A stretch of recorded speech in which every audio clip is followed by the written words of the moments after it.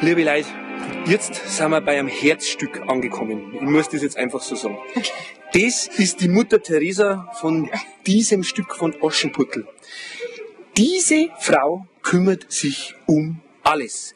Das heißt Essen, das heißt Trinken, das heißt Bemuttern, das heißt Kinder auf die Welt bringen. Nein, das natürlich nicht. Okay, gut, das macht Kaffee. Mensch, Kaffee, genau.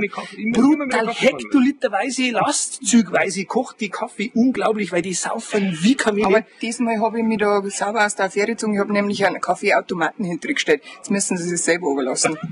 Brutal, dieser Kaffeeautomat ist 1,85 m, hat riesen Muskeln, gell, und steht nur in der Unterhosen da. Das hat's wieder nicht gesagt. Gut.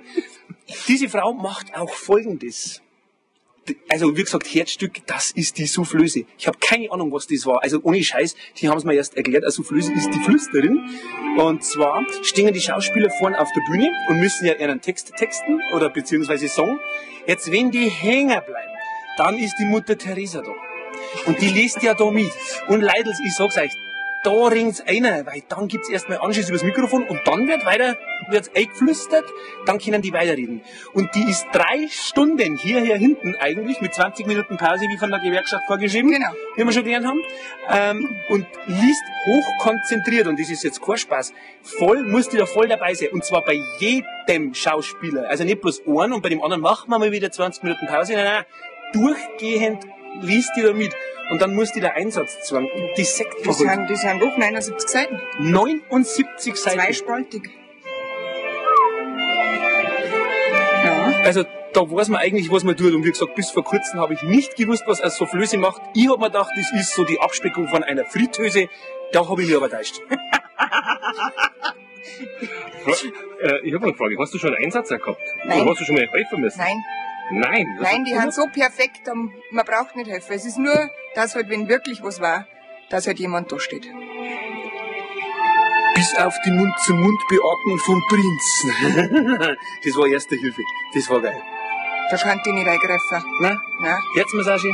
Herzmassage eher, aber Mund-zu-Mund-Beatmung, da ist nur das Aschenputtel angelernt worden. Perfekt. Ja. Dann Das steht auch nicht im Text bei mir. Das Mund-zu-Mund-Beatmung, oder? Nein. Ah ja. Ja. Gut, Herzmassage geht. Haut hin. Hammer hat's. Ja. Und wenn das jetzt vorbei ist, was machst du dann die nächste Zeit? Also bis zur nächsten Aufführung ist ja ein bisschen Pause jetzt. Ja, das weiß ich noch gar nicht, was ich da mache.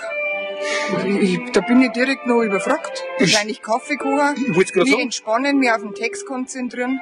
Sie wird wahrscheinlich nach Kolumbien fliegen. Irgendwo muss man die Bohnen herkriegen. Das ist ja klar. Das ist Kolumbien, Kaffeebohnen Ja, wir haben pflücken. ja auch noch also wir haben ja auch ein Team, wir haben ja 2 Soufflösen. Die Sonja, die ist auf Wellness gefahren, weil sie es doch der Sonntag wahrscheinlich so angestrengt hat, dass sie denkt, fahr ich schnell mal fort. Und wir haben jetzt mittlerweile doch, glaube ich, schon so ein gutes Team. Ich denke mal, dass wir die Zeiten zwischen den Musical-Aufführungen gut überbrücken können.